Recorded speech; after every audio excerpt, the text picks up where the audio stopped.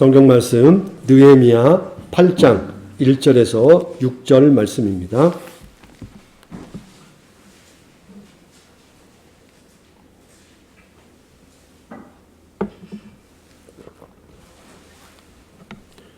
구약성경 737쪽입니다.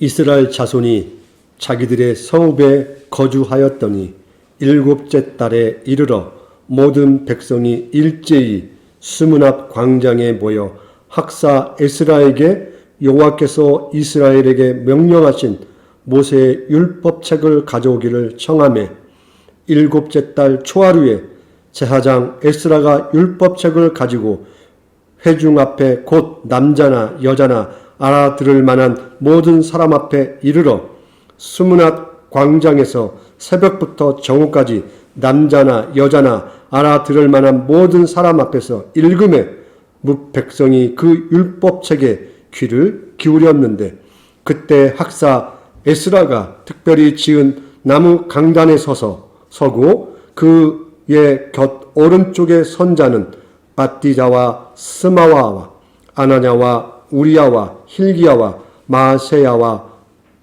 마세야요 그 왼쪽에 선 자는 부다야와 미사엘과 말기야와 하숨과 하스바다나와 스가랴와 무술람이라. 에스라가 모든 백성 위에 서서 그들 목전에 책을 펴니 책을 펼 때에 모든 백성이 일어서니라. 에스라가 위대하신 하나님 여호와를 송축하며 모든 백성이 손을 들고 아멘 아멘 하고 응답하고 몸을 굽혀 얼굴을 땅에 대고 여호와께 경배하니라. 아멘.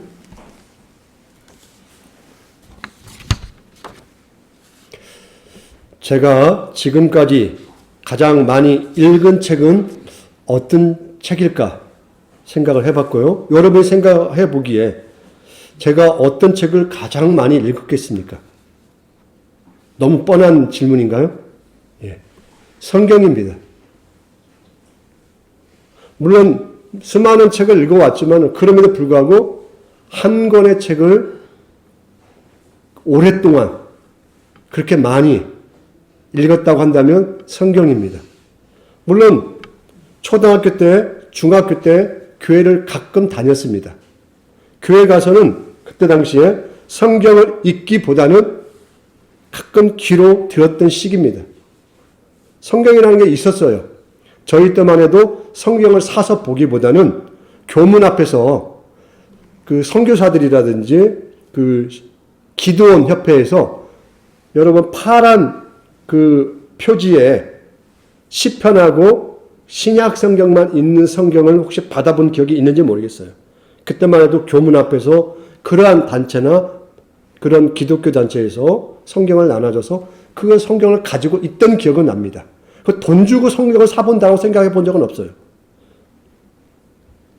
그리고 제가 고등학교 1학년 2학기 때부터 제 손에 들려진 성경의 밑줄을 그으며 처음으로 읽었습니다.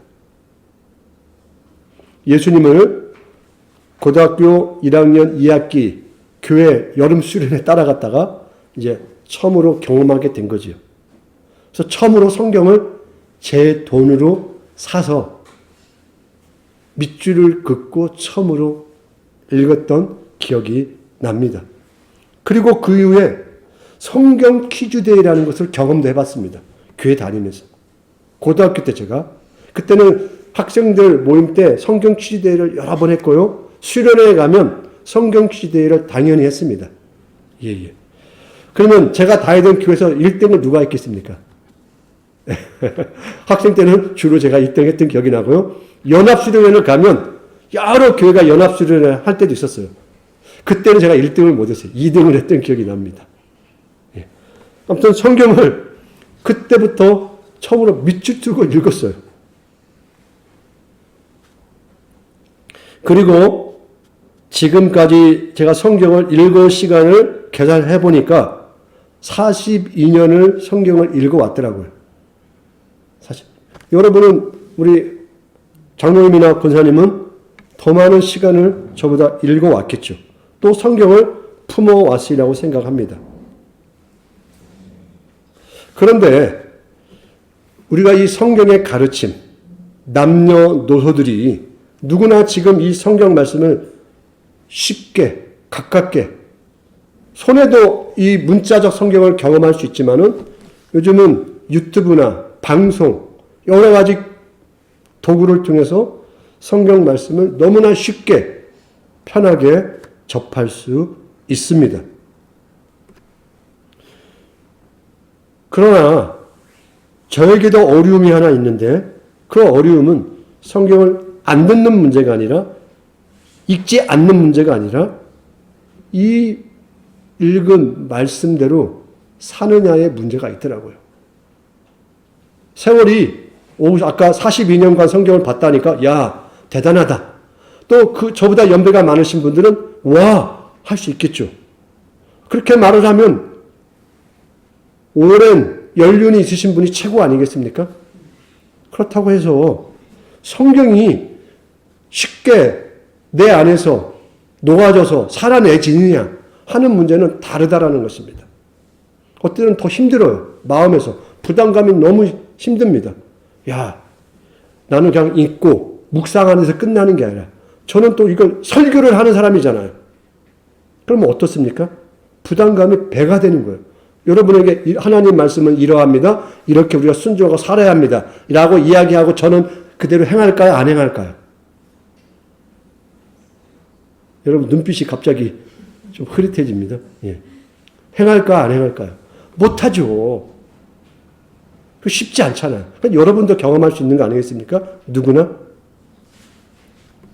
그래서 우리가 처음에 성경을 읽을 때 어려움은 단순히 눈으로 읽고 소리를 내어 읽는 문제가 아니라는 것입니다. 분명히 성경을 읽었으나 읽지 않은 결과 같은 모습이 많다라는 것입니다. 성경을 물론 때로는 내용 자체를 텍스트를 이해 못할 때도 있습니다. 말하고자 한 볼 의미를 올바르게 이해하지 못하고 잘 해석하지 못하는 경우도 있었어요. 그러나 그 부분보다도 그 부분은 시간이 가니까 해결이 되더라고요. 또 좋은 책을 만나거나 좋은 가르침을 만나게 되면 그동안의 저의 잘못된 지식이나 오해가 쉽게 해결이 돼요. 그런데 지금도 당장 또한 앞으로 고민할 내용인데 하나님 말씀에 순종하며 내 삶으로 사는 문제는 다른 문제라는 것입니다. 여전히 어렵고요. 가장 큰 짐입니다. 그러면 여러분의 현실은 어떤가요? 많은 경우 우리 성도들의 현실은 그리스도인으로 살아가는 삶의 출발점이라고 할 수 있는 성경을 읽는 것부터 안 되는 문제가 있더라고요. 행하고 해석하고 하는 문제는 두 번째고 성경을 읽는 문제부터 걸리다는 것을 제가 발견하게 돼요.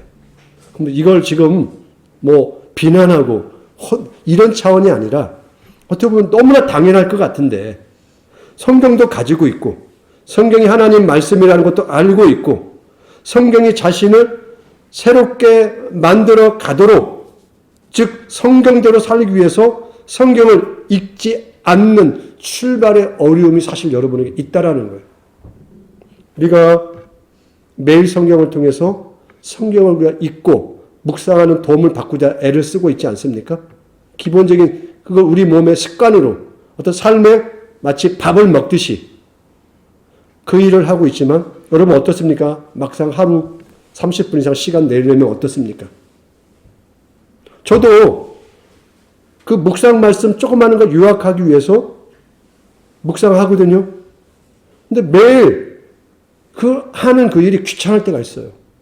나 혼자 그냥 묵상하고 빨리 끝내면 좋겠는데 한 번 더 생각을 해야 하잖아요. 그 짧은 글이지만 그래도 이 내용의 핵심이 여러분에게 매일 아침에 그래도 아침 제가 7시 반에만 올리려고 하는데 보고서 그래도 여러분이 아, 이 내용의 흐름이 이거구나. 다른 걸 잊어버려도 이 핵심은 딱 기억나도록 하기 위해서 그걸 올리거든요. 여러분은 어떻나요? 쉽지 않잖아요. 여러분 마음이 없어서가 아니에요. 일상이 그렇게 흘러가다 보면 나도 모르게 놓친다는 거죠. 남자들은 출근해야죠. 집에 퇴근해서 오면 피곤해요. 아내들은 또 애들 챙기다 보면 막상 그 시간대를 놓치잖아요. 어느 흐름을 놓치면 막상 이게 밀리게 돼요. 그게 현실이라는 거죠. 즉 잘못됐다. 그걸 이야기하고자 하는 게 아니라 생각만큼 성경을 내가 붙들고 읽는 게 참 쉽지 않구나. 그런 어려움을 이야기하는 것입니다. 오늘 이스라엘 백성들이 뜻밖의 새로운 모습을 보여주고 있습니다. 우리가 예언서, 이 역사서를 계속 묵상하면서 어떤 마음이 들었나요? 이스라엘 백성들이 하나님의 말씀으로부터 계속 멀어지려고 하는 그들의 태도들, 그들의 마음들을 우리가 계속 느끼지 않았습니까? 어쩌면 이렇게 하나님으로부터 부름받고 택함받은 자들이, 특별한 선택을 받은 자들이 왜 하나님의 말씀에 대해서 더 멀어지려고 하고 하나님의 말씀을 사랑하지 않을까 하는 이야기들을 우리가 계속 경험했습니다. 근데 오늘 뜻밖의 오늘 에스라에게 하나님의 율법책을 들려달라고 백성들이 요청을 합니다. 이런 날도 다 있어요. 이스라엘 백성이. 그렇다면 이스라엘 백성이 멸망하고 포로 생활을 한 이유가 무엇입니까? 물론 외적으로 보면 군사력이 약하다. 정치적인 힘이 없다. 외교적인 수완이 없다. 뭐 그런 외형적 국력에 대해서 이야기할 수 있겠죠. 아수르가 강대국으로 등장하고 바벨론이 등장하고 페르시아가 등장하고 헬라 제국이 등장하고 또 로마 제국이 등장할 때마다 이스라엘 백성이 끊임없이 고통과 어려움을 당하는 순간마다 그들이 단순히 나라의 국력이 없어서 성경이 멸망했다고 이야기하나요? 그러지 않다라는 것입니다. 성경은 명확하게 이야기합니다. 내 백성이 지식이 없으므로 망하는도다. 어떤 지식일까요? 과학, 문명, 사회, 문화, 어떤 새로운 신문명을 그들이 올바로 배우지 못해서 멸망했다고 하는 겁니까? 그들은 하나님으로 말미암아 존재하게 된 백성이었어요. 그렇지 않다면 그들은 이방 민족과 아무런 차이가 있지 않다라는 것입니다.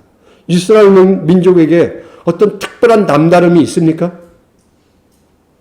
이집트보다도 더 강력한 문화와 어떤 과학 문명이 있었나요? 권력이, 힘이 있었나요? 아무것도 없었어요. 노예에게 무슨 조건이 있을 수가 있겠습니까? 그러나 노예에게 하나님께서 자신을 주셨다는 거예요.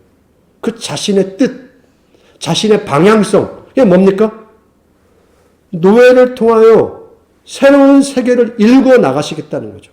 왕 같은 족속, 제사장 같은 나라, 이게 어디 감히 노예들에게 해당할 수 있는 언어입니까? 그런데 하나님은 그들에게 자신의 말씀과 자신을 통하여 새로운 시대를 열어가시겠다는 거예요. 놀라운 거죠.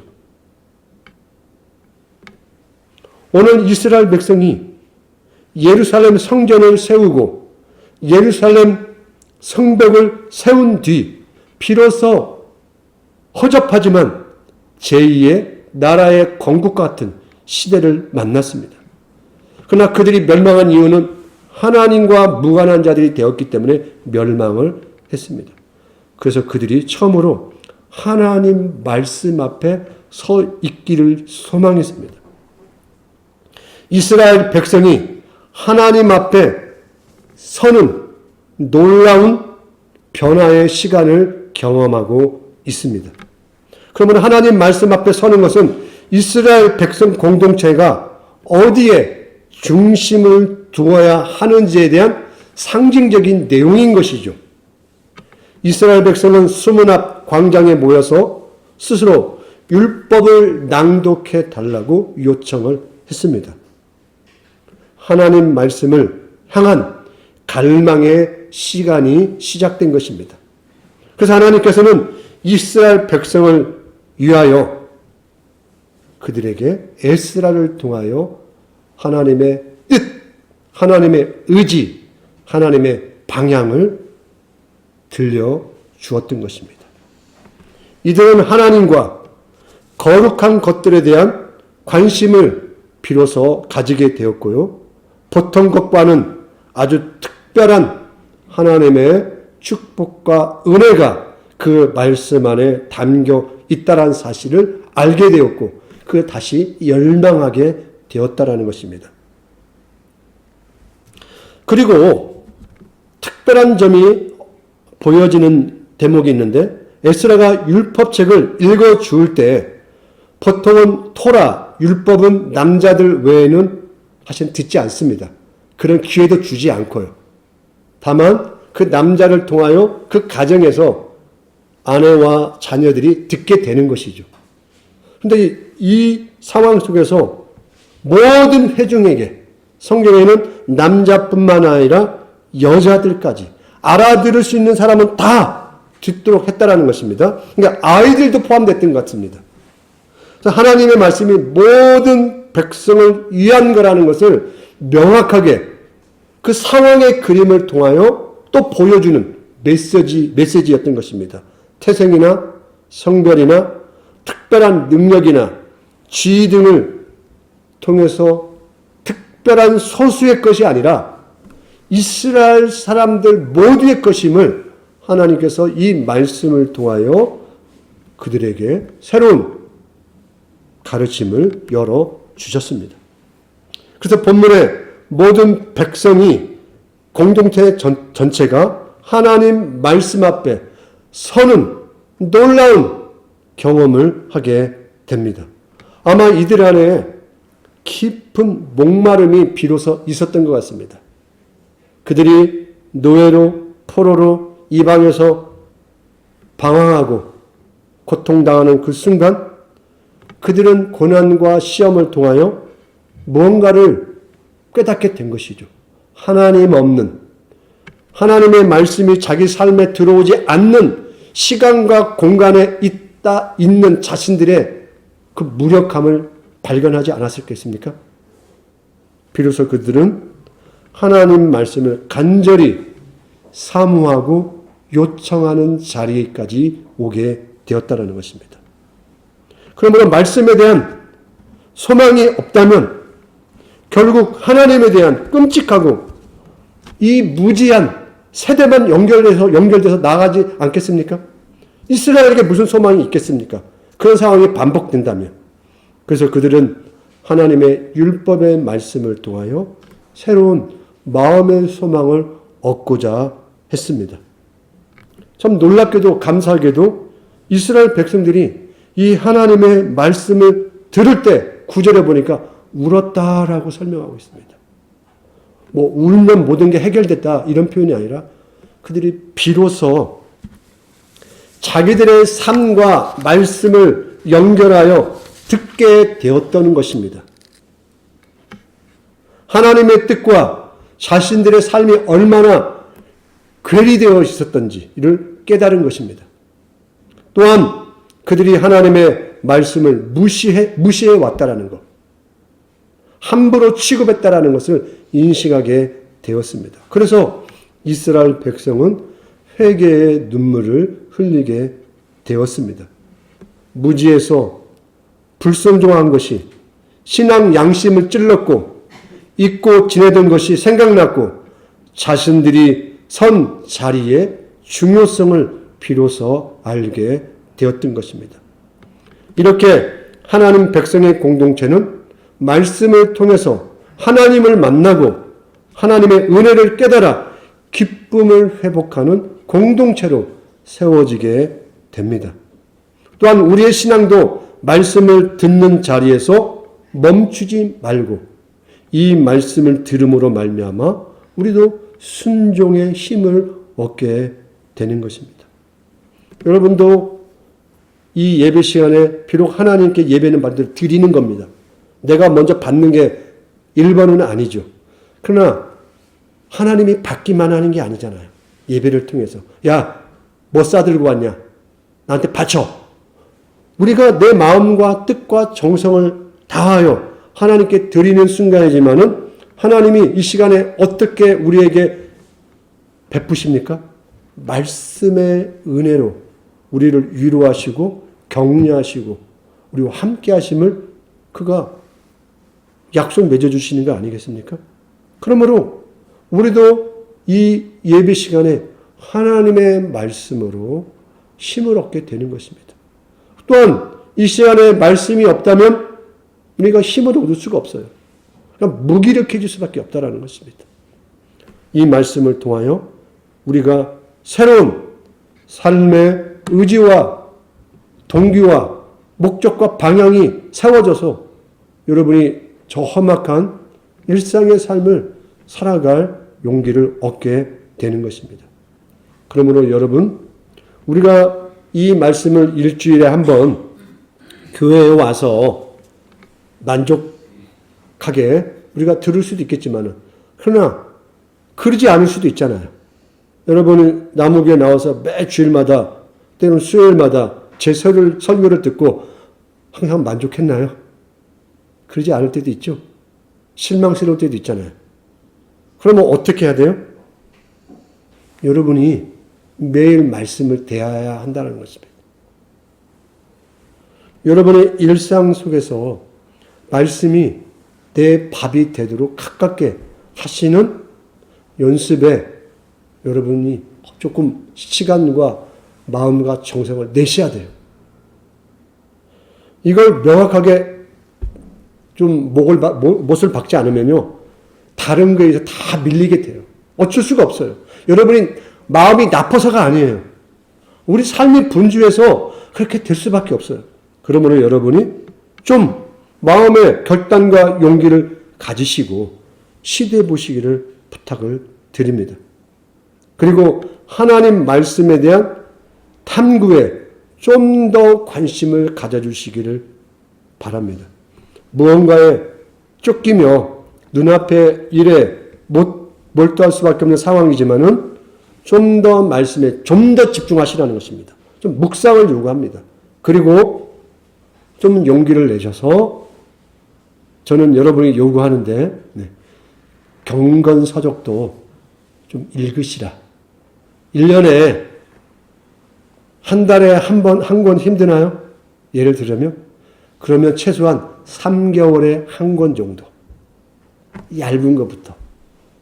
제가 우리 주보에 제가 신앙서적들 소개하고 소개글을 올리지 않습니까? 예. 물론 이제 일반 서적도 올리지만은 좀 관심을 갖고, 예. 만약에 여러분, 이거 내가 돈 주고 따로 사서 보기에 뭐하다. 그러면 이야기 하십시오. 그에다가 비치를 하겠습니다. 또 많은 책들은 제가 다 가지고 있는 책들이에요. 빌려달라고 하십시오. 제가 빌려줄 테니까 여러분이 좀 시간을 내셔서 다 안 읽어도 좋아요. 그 중에 그래도 중요한 대목을 좀 뽑으셔서 그 챕터를 읽으셔서 말씀을 더 풍요롭게 경험을 하셨으면 좋겠습니다. 왜 그렇습니까? 성경은 하나님이 우리에게 자신을 드러내시고 자신을 주는 거예요. 그와 같다라는 것입니다. 말씀은 정보 제공 이상의 것입니다. 말씀은 인격성과 창조성을 가지고 있어요. 그래서 말씀이 들어가야 내 안에서 그 인격이 역사하게 된다는 것입니다. 구체적으로 변화와 창조를 일으키는 살아 역사하는 하나님의 인격적 도구라는 것입니다. 하나님 자신의 인격이에요. 그러므로 말씀은 직접적으로든 감정적으로든 우리 안에 파고 들어와서 우리의 영혼을 만지고 하나님이 창조하신 세상과 그 안에 인간과 구원을 이루는 능력의 인격이라는 것입니다.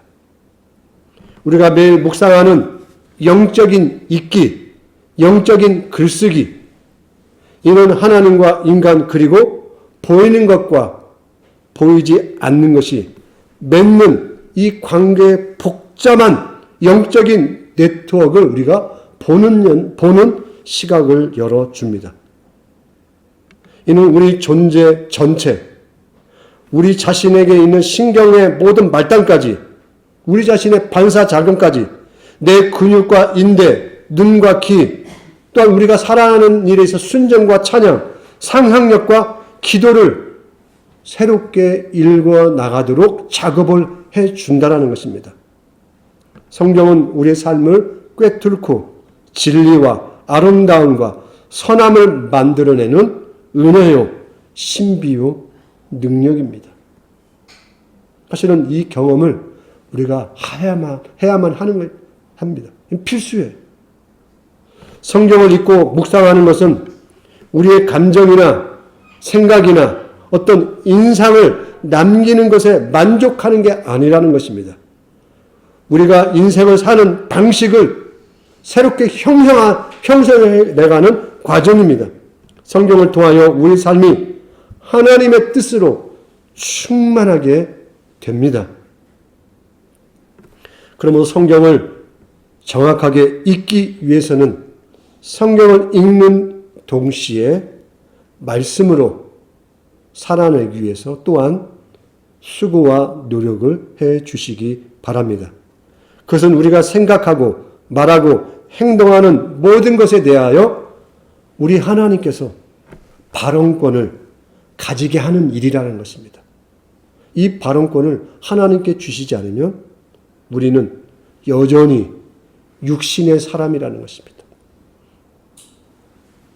말씀이 우리 삶의 내면이 되도록 말씀을 받아들이고 그 말씀의 리듬과 이미지가 나의 기도로 순종으로 또 살아내는 삶의 방식으로 이 말씀이 움직이도록 생동감 있는 생명으로 나오도록 우리 모두가 이 말씀을 사랑했으면 좋겠습니다.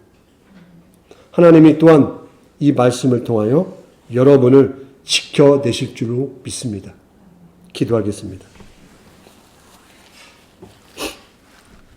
사랑의 아버지 하나님, 감사합니다. 이 세상에 우리 한 개인을 던져두지 아니하시고 말씀으로 동행케 하심을 감사합니다. 우리는 말씀을 통하여 하나님을 만납니다. 또한 이 말씀은 양식이 되어서 우리에게 생명이 되어집니다. 말씀이신 예수 그리스도는 이 말씀을 통하여 우리와 세상 끝날까지 함께 하십니다. 주님, 이 말씀을 우리가 사랑하고 이 말씀과 함께 동행하는 자들 되게 도와주옵소서. 또한 주님, 이 말씀으로 우리를 지켜주옵소서. 예수 그리스도의 이름으로 기도합니다. 아멘.